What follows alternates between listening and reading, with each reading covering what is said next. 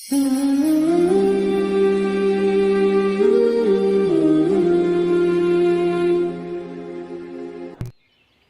پھر ہم عرض ہی کر سکتے ہیں کہ مرنے سے پہلے اے مسلمان کر لے اس پہ غور، کتابوں کا خدا اور ہے، بابوں کا خدا اور۔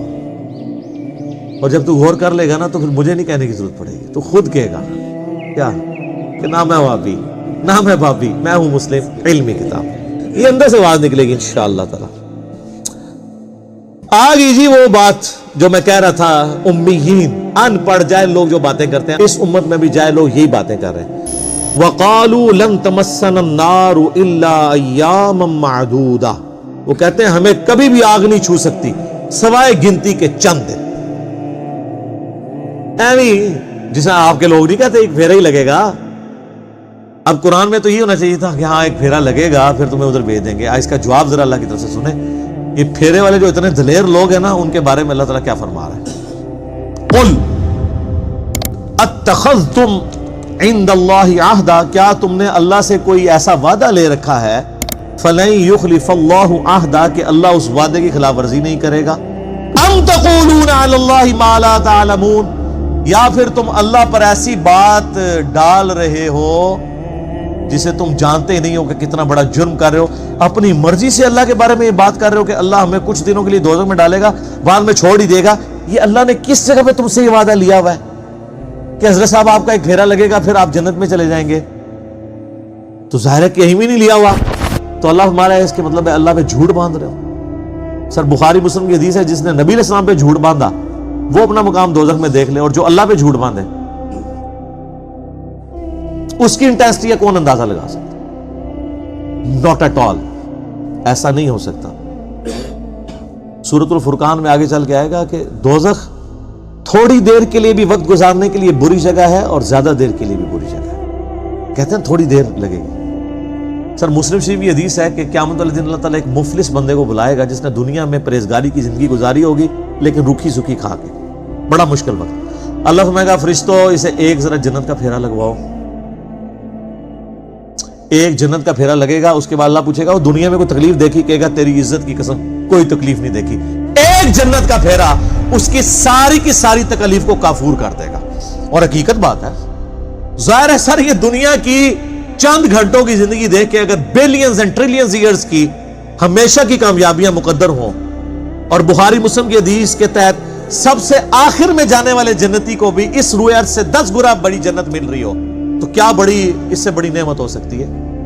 اور موت ہی نہ آئے، جوانی نہ جائے، بڑھاپا نہ آئے، بیماری نہ آئے، اور اللہ ناراض نہ ہو، یہ 4 چیزیں مسلم شریف میں آئی ہیں نا، تو کیا چاہیے؟ پھر اللہ کہے گا کہ یہ گناہگار شخص کو ذرا ایک دوزخ کا پھیرا لگاؤ جس نے دنیا بڑی ٹھاٹ کی زندگی گزاری تھی نا، اور کہا تھا خیر اللہ بڑا غفور رحیم ہے معاف کر دے، یہی کچھ کہہ رہے تھے نا، ایک پھیرا ہی لگے گا، اللہ کہے گا اس کا ایک پھیرا لگواؤ۔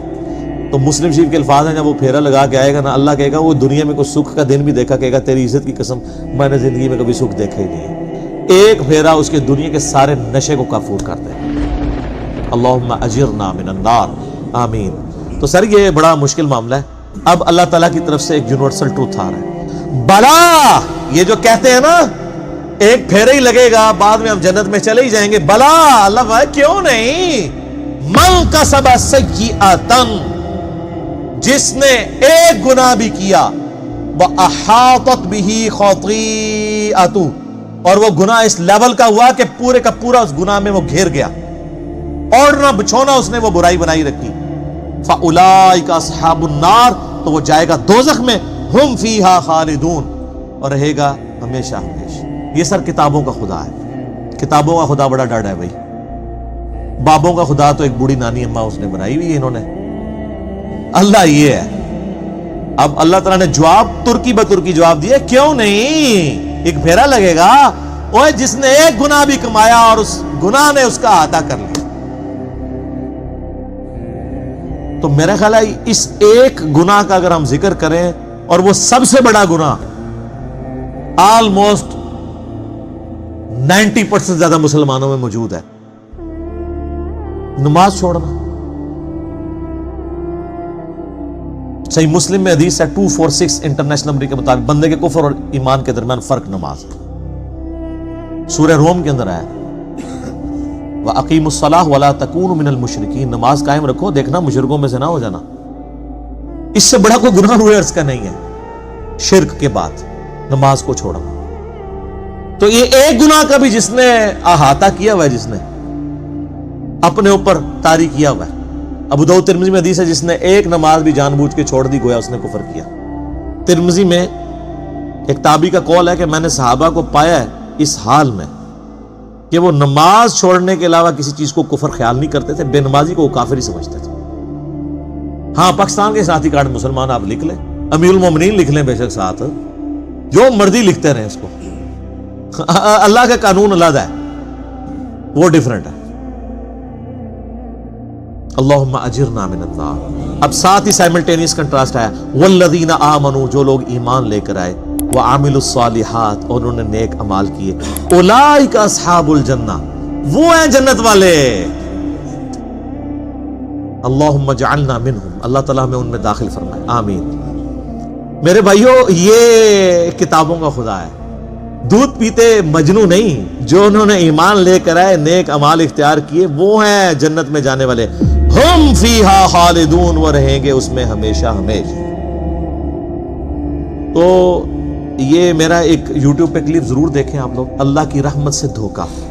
یہاں پہ بھی لوگ پبلک کو گھیرنے کے لیے ہمارے آج کل ایسے وائزین آئے ہوئے ہیں جو کہتے ہیں جی وہ یہ جی بڑی سخت باتیں کرتے ہیں، بعض اللہ تعالیٰ سے لوگوں کو دور کر رہے ہیں اور سخت سخت باتیں کرتے ہیں، خوشخبریاں سنانی چاہیے۔ وہ بخاری مسلم کی حدیث ہے، خوشخبریاں سناؤ متنفر نہ کرو۔ وہ خوشخبری کیا، بخاری مسلم میں جو حدیث ہے وہ صحابہ کرام کو حضور نے یہ کہتا کہ خوشخبری یہ سناؤ کہ نماز پڑھنے کی کوئی ضرورت نہیں ہے، جو بھی ہے تیرے محبوب کی امت سے۔ وہ فرائض کے لیے نہیں ہے، وہ چھوٹی چھوٹی جو نفلی عبادات ہیں ان پہ نکیر نہ کرو۔ وہ جی بخاری مسلم میں حدیث ہے، ایک صحابی نے لمبی نماز پڑھا دی، حضور نے اس کو ڈانٹا، کہا تو لوگوں کو متنفر کر رہا ہے۔ وہ سر اس نے سورہ بقرہ آل عمران پڑھ دی تھی، آپ پوری زندگی یہ کام نہیں کر سکتے، 6.5 پارے پڑھ دیے تھے۔ نبی علیہ السلام کی جو عام ایوریج نماز ہے نا سر، وہ آدھے گھنٹے کی ہوتی تھی، فجر کی نماز آدھے سے پونے گھنٹے کی، عشاء کی بھی اتنی، زور اثر بھی 20 منٹ سے کم نہیں ہوتی تھی، کیونکہ بخاری مسلم میں وہ باقاعدہ صورتیں رپورٹ ہوئی ہوئی ہیں جو نبی علیہ السلام پڑھا کرتے تھے۔ تو آپ ذرا اس سے کیلکولیشن کر لیں۔ سنن نسائی میں حدیث ہے، ہم صحابہ کرام کے نبی علیہ السلام کے پیچھے 10 تسبیحات شمار کیا کرتے تھے رکوع اور سجدے میں۔ بخاری مسلم میں حدیث ہے، انس بن مالک کہتے ہیں نبی علیہ السلام جب ہمیں نماز پڑھاتے تھے، رکوع کے بعد اتنی دیر کھڑے ہوتے تھے کہ ہم سمجھتے تھے آپ سجدے میں جانا بھول گئے، اور 2 سجدوں کے درمیان اتنی دیر بیٹھتے تھے ہم سمجھتے تھے کہ آپ دوسرا سجدہ کرنا بھول گئے، آپ اتحیات پڑھ رہے ہیں۔ تو یہ کون سی نماز ہے؟ تو کہانیاں کراتے ہیں، کہتے ہیں جی مختصر نماز پڑھیں۔ وہ والی مختصر ہے نا، وہ یہ ہے کہ بھی معاذ بن جبل نے 3 گھنٹے کی عشاء پڑھا دی تھی تو کہا گیا بھی 3 کی نہ پڑھاؤ، آدھے گھنٹے کی پڑھاؤ۔ اور تسی تے پڑھتے ہو آدھے منٹ دی نماز، کہانیاں اتوں لیندے ہو، تراویح کر کے 20 بنا رہے ہو۔ تو یہ ہوں گے اہل جنت، رہیں گے اس میں ہمیشہ ہمیشہ۔ اللہ تعالی ہمیں ان میں شامل فرمائے۔ اللہم اجرنا من النار، اللہم من احییتہ منا فاحیہ علی الاسلام ومن توفیتہ منا فتوفہ علی الایمان۔ اللہ تعالیٰ سے دعا ہے جو حق بات میں نے کہی اللہ تعالیٰ ہمارے دلوں میں راسخ فرمائے،